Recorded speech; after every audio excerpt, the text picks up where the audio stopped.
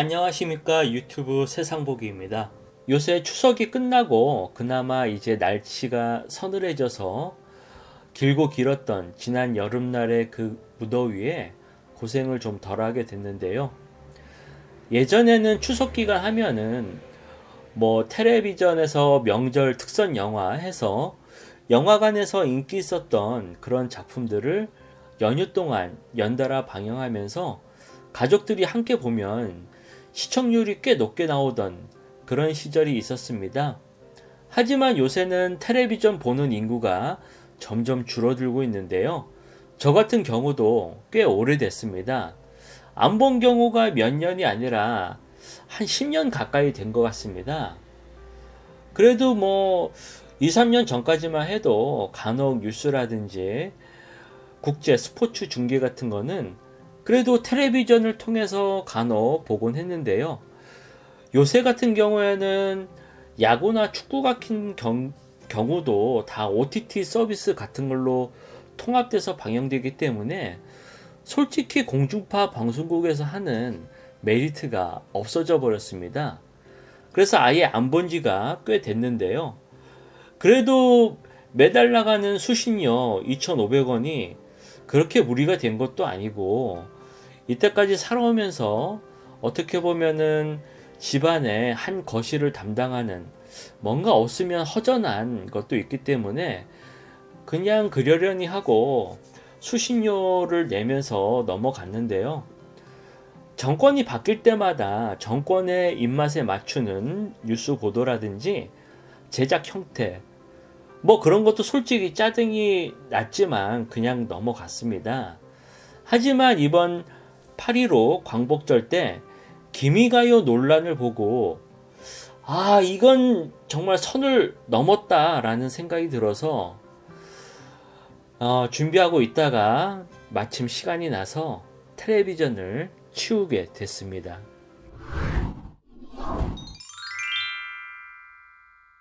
예전 일반 가정주부 같은 경우 일일 연속극이라든지 드라마 때문에 텔레비전을 하루 종일 끼고 보는 그런 경우도 많았었는데요.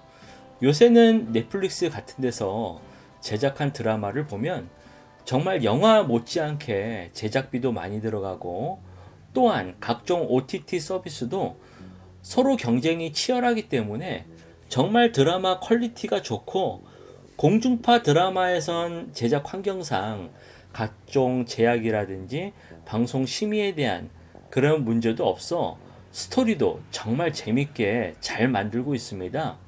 그리고 무엇보다도 자신이 원하는 시간에 골라볼 수 있어 예전 대장금 시절의 공중파 드라마인 MBC 시청률은 정말 옛날 전설 같은 얘기가 되었습니다. 그리고 제작 환경도 점점 자유로워져서 누구나 참여해서 만들 수 있는 그런 온라인 시스템으로 변했기 때문에 은행 같은 경우 자체 은행 방송 프로그램으로 모니터를 통해 고객에게 방영하는 걸 볼 수 있습니다.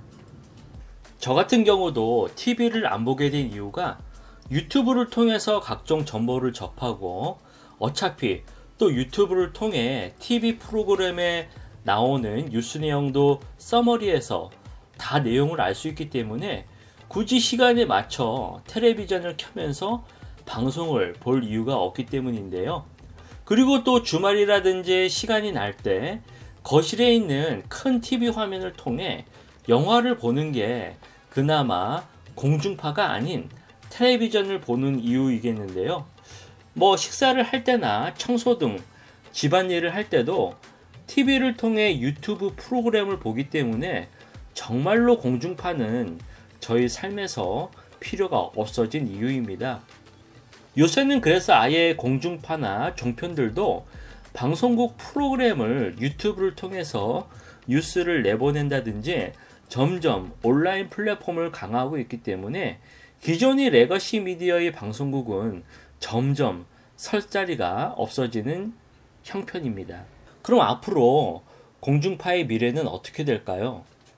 공중파의 미래는 과거 라디오에서 텔레비전으로 미디어가 옮겨가면서 라디오의 영향력이 점점 축소돼서 존재감을 잃어갔듯이 공중파 미디어도 점점 축소돼서 정말 몇몇 뉴스 프로그램이라든지 심층 다큐, 그리고 특화된 예능, 교육 프로그램 말고는 과거의 막강했던 영향력은 이젠 되찾을 수는 없을 겁니다.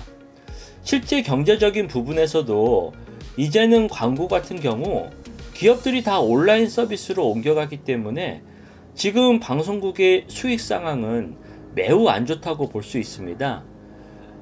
앞으로는 더 안 좋아지겠죠.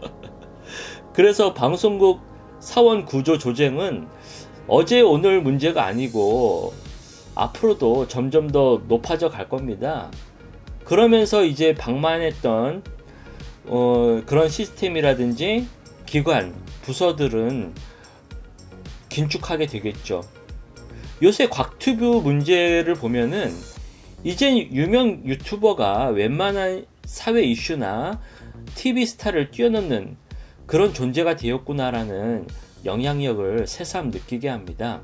그리고 무엇보다도 대한민국 공중파의 문제는 공신력의 문제입니다.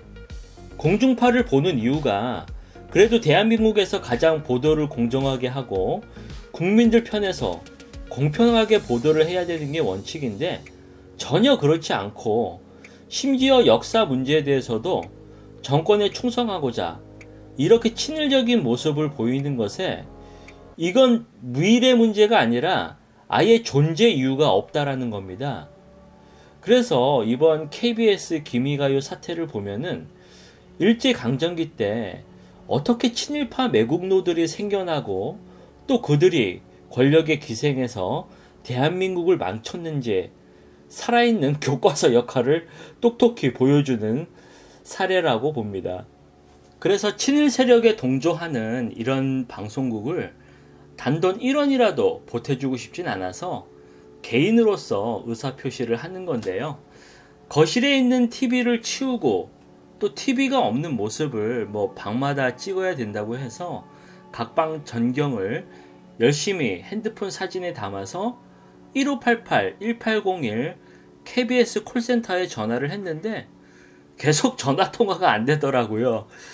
몇 번씩 전화 통화해도 안 돼서 그냥 한전 123으로 전화했는데 여기서도 한 몇십 분 기다리다가 겨우 통화돼서 집에 텔레비전 없앴다, 이제 수신료 해지하겠다 라고 통보를 했습니다. 그런데 상담원은 별다른 말 없이 바로 해지 처리해 주더라고요. 아마 저 같은 사람이 꽤 많았나 봅니다. 혹시 집에 텔레비전만 있지 막상 보지 않는 분들은 참고하시길 바랍니다. 앞으로 저는 거실 텔레비전장의 빈자리는 큰 모니터나 빔 프로젝트를 설치해 유튜브나 영화를 보는데 사용할 예정입니다. 오늘 내용은 여기까지입니다. 구독과 좋아요 항상 정중히 부탁드리겠습니다. 따로 수신료 부담은 없으니까 부탁드리겠습니다. 그럼 다음에 또 뵙겠습니다. 감사합니다.